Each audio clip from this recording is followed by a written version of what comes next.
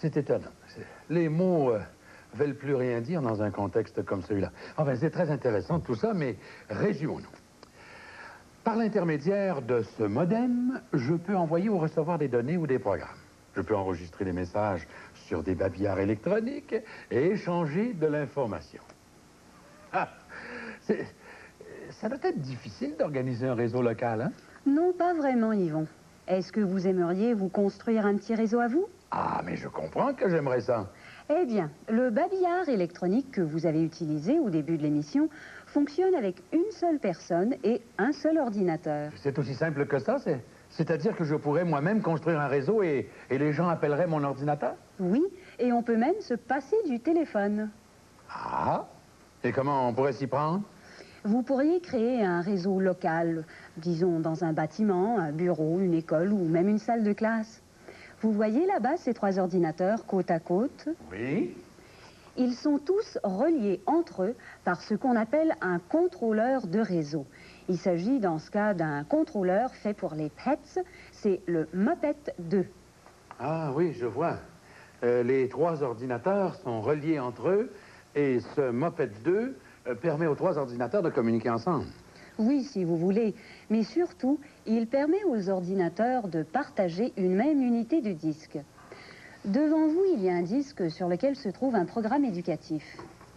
Volcan. C'est ça. Insérez-le dans l'unité de disque. Oui. Et puis ensuite, écrivez D-L-O-A-D, Volcan entre guillemets, sur chacun des 3 ordinateurs.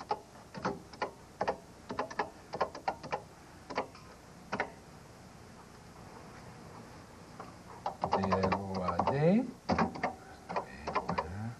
C-A-N. Et return. Alors, D-L-O-A-D. Et voilà, C-A-N. Et return. Alors maintenant, le même programme est en train de se charger dans la mémoire vive de chacun des 3 ordinateurs. Ça y est. Maintenant, tapez Run et écrivez des réponses différentes sur chacun des ordinateurs. Ah. Et voilà. Alors imaginez que vous campez sur la pente du Mont Sainte-Hélène le 18 mai 1980 au matin. Return pour continuer. Return, return. Alors la scène. Vous campez sur le côté ouest du Mont Sainte-Hélène, vous avez grimpé jusque-là en laissant votre auto au bout de la route. Il y a un silence étrange, aucun oiseau ne chante. Alors, return pour continuer. Soudain, vous êtes secoué par un tremblement de terre. Oh là là, return, return. Bon, alors, accompagné d'un énorme grondement, le sommet du mont explose à des milliers de pieds dans les airs. Un nuage de fumée dense et noire s'avance vers vous. Qu'est-ce que je fais? Return, return. Alors, j'ai 5 indices. J'en choisis un au hasard, là. Disons le 1. Vous venez de creuser votre tombe. Les cendres brûlantes vont vous enterrer. Ça commence bien. Vous avez péri. Alors, le 2. Mettons, 2. Tiens. Vous venez de prendre des photos vraiment spectaculaires qui seront publiées dans les journaux à titre posthume. Sans commentaire.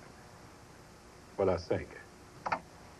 Vous êtes trop proche des cendres brûlantes pour qu'un abri soit efficace. Ceux qui ont essayé ont été enterrés vivants. Vous avez péri. Et dire que je suis un très bon gagnant. Bon, alors, pour économiser, on peut partager un même disque sans que chacun soit obligé de faire exactement la même chose. C'est bien ça? Oui, et c'est ça qui est ingénieux. Et les élèves peuvent utiliser en même temps des programmes différents enregistrés sur le même disque. Ils peuvent donc partager ce qu'il y a sur le disque sans pour autant utiliser obligatoirement le même programme.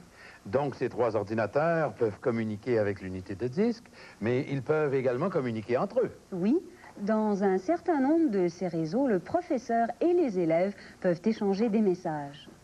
Mais avec toutes ces façons de transmettre l'information dans un réseau, ça finit par être assez compliqué, hein? C'est effectivement un peu compliqué. Alors, résumons les différents types de réseaux que nous venons de voir. La façon la plus simple de raccorder les ordinateurs entre eux, c'est d'utiliser un contrôleur de réseau et une unité de disque. Cela permet à tous les ordinateurs de charger n'importe quelle partie du contenu d'un seul disque dans leur mémoire vive. Ils peuvent charger tous les mêmes programmes, ou chacun peut charger un programme différent du même disque. Les ordinateurs peuvent aussi communiquer entre eux par l'entremise de l'unité de disque. Voici un exemple d'un réseau local à unité de disque en commun, qui pourrait raccorder entre eux de nombreux ordinateurs dans un même bâtiment, que ce soit une usine, un bureau ou une école. Mais les ordinateurs peuvent aussi être raccordés entre eux sur une grande distance avec un modem et un téléphone. L'exemple le plus simple de ce système, c'est un micro-ordinateur personnel dont l'unité de disque est utilisée comme babillard électronique par tout autre ordinateur qui appelle pour laisser un message ou pour prendre un message. De nombreux ordinateurs peuvent utiliser ce genre de réseau, mais l'ordinateur central est d'ordinaire si petit que les autres ordinateurs ne peuvent y accéder qu'un seul à la fois. Voici l'exemple d'un petit réseau de babillard électronique. Mais il existe un troisième type de réseau, dont l'ordinateur central peut être de très grande capacité, suffisante pour utiliser de nombreuses unités de disque en même temps, et qui peut par conséquent s'occuper d'une grande base de données contenant une énorme diversité de programmes et d'informations.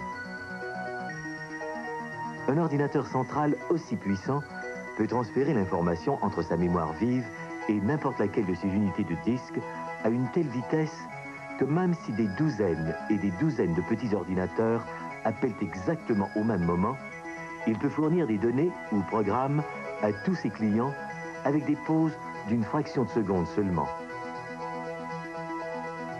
C'est un exemple d'un grand réseau de bases de données. Il y a donc trois types courants de réseaux d'ordinateurs. À unité de disque en commun, à babillard électronique et à base de données.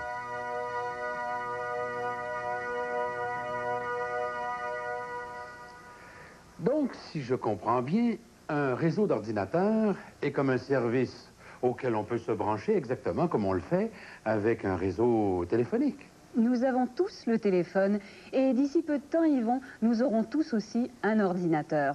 Dans quelques années, ce sera tout à fait courant. Eh bien, moi, je pense que je vais me préparer un peu. Je vais aller taquiner Thermium.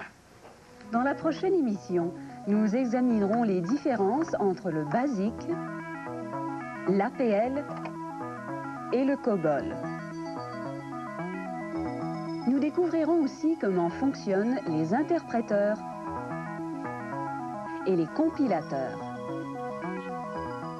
Au nom de l'équipe d'Octopus, ici Claudia qui vous dit au revoir et qui vous donne rendez-vous pour notre prochaine émission. Et moi aussi, je vous le dis comme je le pense. À bientôt. Bon.